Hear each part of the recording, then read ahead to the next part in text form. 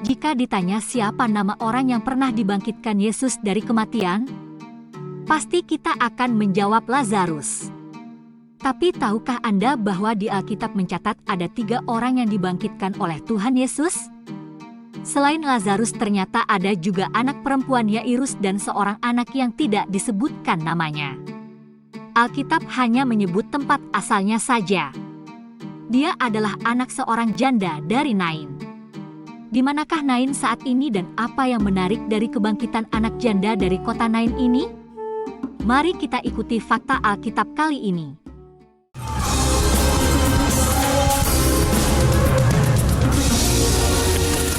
Lokasi kota Nain. Nain di zaman Yesus adalah kota kecil yang terletak di wilayah Galilea. Kota Nain berada sekitar 5-6 km dari Gunung Tabor. Lokasi kota ini berada di dataran rendah di sebelah timur Galilea. Lokasi ini sekitar 40 km dari kota Kapernaum di mana Yesus sering tinggal bersama para murid-muridnya. Kota Nain hanya disebut sekali saja di Alkitab, yaitu di Lukas 7 ayat 11-17. Kata Nain berarti keindahan atau menyenangkan. Dalam bahasa Ibrani, Nain merujuk kepada keindahan padang rumput hijau. Mungkin nama tersebut diberikan karena lokasinya di lereng bukit dan memberikan pemandangan yang indah padang rumput yang dihiasi bukit-bukit Nazaret dengan puncak putih Gunung Hermon di kejauhan. Nain pernah mengalami masa-masa kemakmuran karena dilewati oleh jalur perdagangan. Namun sebuah perubahan terjadi dan kota itu tidak pernah pulih secara ekonomi. Sampai hari ini, Nain tetap menjadi pemukiman kecil dengan penduduk mayoritas Arab. Kota ini sekarang disebut dengan nama Nain, Nin, atau Nain. Peristiwa kebangkitan orang mati di sekitar Nain. Selain anak seorang janda yang dibangkitkan oleh Tuhan Yesus Kristus, ternyata Alkitab mencatat peristiwa serupa sebelumnya yang terjadi tak jauh dari kota Nain, yaitu kota Sunem. Pada zaman Nabi Elisa, ada seorang perempuan yang murah hati namun mandul. Ia minta didoakan Elisa agar mendapatkan seorang anak dan Tuhan mengabulkannya.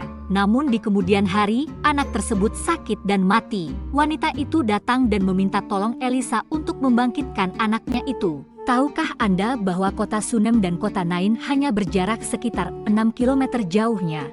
Sehingga apa yang pernah terjadi di kota Sunem dan dicatat Alkitab begitu membekas di benak orang-orang di kota Nain. Sebab itu ketika anak janda di kota Nain itu dibangkitkan, respon orang-orang yang melihatnya mereka berkata, "Seorang nabi besar telah muncul di tengah-tengah kita." Nabi besar yang pernah membangkitkan orang mati itu adalah Elisa. Jadi ketika Yesus melakukannya maka mereka langsung mengidentifikasi bahwa dia juga seorang nabi yang diurapi. Nain saat ini.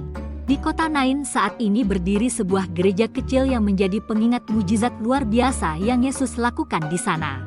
Gereja itu dijaga oleh sebuah keluarga Arab di sana dan hanya dibuka saat ada peziarah yang datang.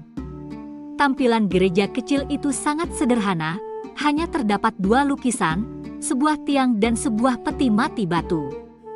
Penggalian arkeologi yang dilakukan di lokasi tersebut sejauh ini telah mengungkap sisa-sisa bangunan dari periode Mamluk, abad ke-13 hingga 14 Masehi, dan hanya sedikit temuan kecil dari periode Romawi dan Bizantium, abad ke-1 hingga 7 Masehi. Kenapa Yesus membangkitkan anak janda di kota Nain ini? Dari Lukas 7 kita belajar bahwa Tuhan Yesus digerakkan oleh belas kasihan ketika melihat seorang janda yang kehilangan anak laki-laki satu-satunya. Tuhan tidak tutup mata dengan kesedihan dan kesulitan yang dihadapi oleh janda tersebut.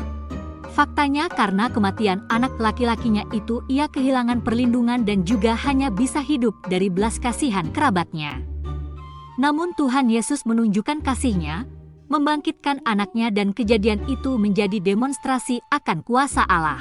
Karena peristiwa itu, Alkitab mencatat kabar tentang Yesus di seluruh Yudea dan di seluruh daerah sekitarnya. Mungkin kita menghadapi masalah seperti janda itu, berada di dalam kondisi di mana harapan kita satu-satunya hancur. Namun percayalah bahwa Tuhan Yesus tidak menutup mata, Dia tahu kondisi Anda. Yesus mengasihi Anda dan akan menolong Anda tepat pada waktunya. Ketika kita percaya dan berharap kepadanya, mujizat terjadi. Dan melalui apa yang terjadi dalam hidup kita, maka kabar tentang Yesus tersebar. Untuk itu kita harus menjadi saksi akan kasih dan kuasa Allah yang dinyatakan dalam hidup kita. Dalam setiap permasalahan yang besar, maka kuasa Allah akan dinyatakan dengan hebat. Semoga fakta Alkitab kali ini memberkati dan membangkitkan iman Anda. Jika Anda sedang dalam pergumulan dan butuh seseorang yang menguatkan dan berdoa bagi Anda, yuk hubungi kami di layanan doa dan konseling CBN di nomor ini. Tuhan Yesus memberkati.